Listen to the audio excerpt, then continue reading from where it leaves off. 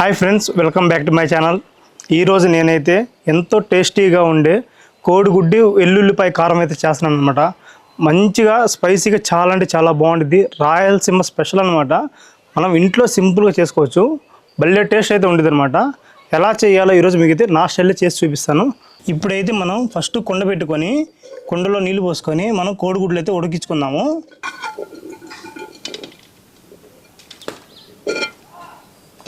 ఇప్పుడైతే కోడిగుడ్లు మనకి ఉడుకుతూ ఉంటాయి. ఇప్పుడు మిగతా అవి ఏమేమి ఐటమ్స్ కావాలో మీకైతే చెప్తాను. మనకి ఒక 3 ఆనియన్స్ కావాలి, అలానే తెల్లుల్లిపాయలు 10 రెబ్బలు అయితే కావాలి, అలానే కరివేపాకు, జీలకర్ర, పసుపు, ఉప్పు, కారం ఇవి కావాలన్నమాట మనకి.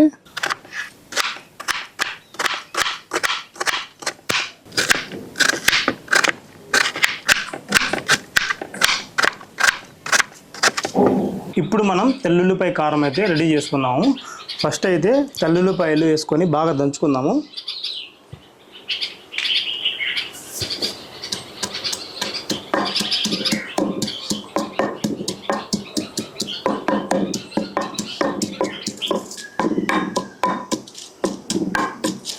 ఇప్పుడు వెల్లుల్లిపాయ దంచుకున్నాం కదా, కొంచెం ఒక 1/2 స్పూన్ జీలకర్ర కూడా వేసుకొని దంచుకుందాము.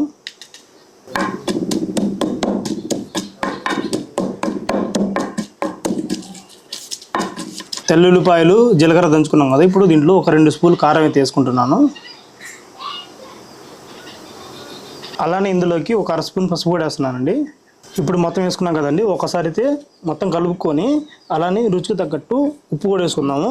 ఒకసారి అయితే లైట్గా దంచుకుందాం. ఇప్పుడు మనం సరిపోయినంత ఉప్పు కూడా వేసుకుందాము. ఈ ఉప్పు అంతా వేసుకొని మనం ఒక్కసారి అయితే మొత్తం కలుపుకుందాము నీట్గా. ఇదిగోండి, మనం ఇలా తెల్లుల్లిపాయ కారం అయితే రెడీ అయిపోయింది అనమాట. ఇప్పుడు మిగతా ప్రాసెస్ అయితే చేద్దాము. ఇప్పుడైతే మనం కోడిగుడ్లు మొత్తం మనకు ఉడికాయి. ఇప్పుడు వీటిని నీట్గా అయితే మనం ఘాట్లు అయితే పెట్టుకుందాము. అన్ని కోడిగుడ్లకి ఇలా అయితే ఘాట్లు పెట్టుకోవాలండి. అన్నీ పెట్టేసుకొని మనం పక్కన పెట్టేసుకుందాము. ఇప్పుడు కొండ అయితే ఒక 6 స్పూన్లు నూనె అయితే పోసుకుందాం అనమాట. ఇందులోకి ఒక 1/2 స్పూన్ జీలకర్ర అయితే వేస్తున్నాను. అలానే కొంచెం కరివేపాకు కూడా వేస్తున్నాను.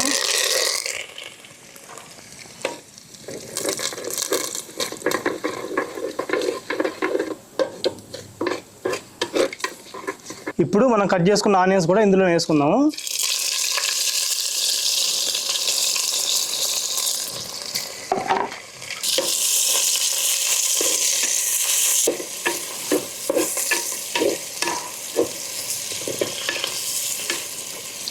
మనం ఈ ఆనియన్స్ అయితే మనం బాగా వేపుకోవాలండి, బ్రౌన్ కలర్ వచ్చేటట్టు.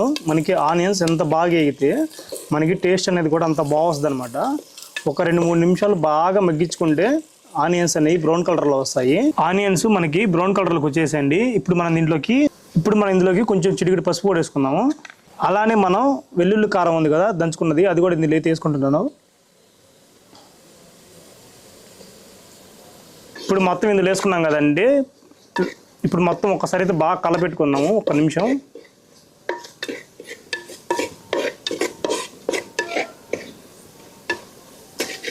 కోడిగుడ్లు అయితే ఇందులో వేసుకొని మనం నిదానంగా మొత్తం కలపెట్టుకుందాము. మసాలా అంతా బాగా పట్టేలాగా నిదానంగా కలుపుకోవాలండి. ఎందుకంటే కోడిగుడ్డు అనేది చిదరవకూడదు కదా. బాగా మసాలా పట్టేలాగా ఒక్కసారి అయితే బాగా తిప్పుకుందాము.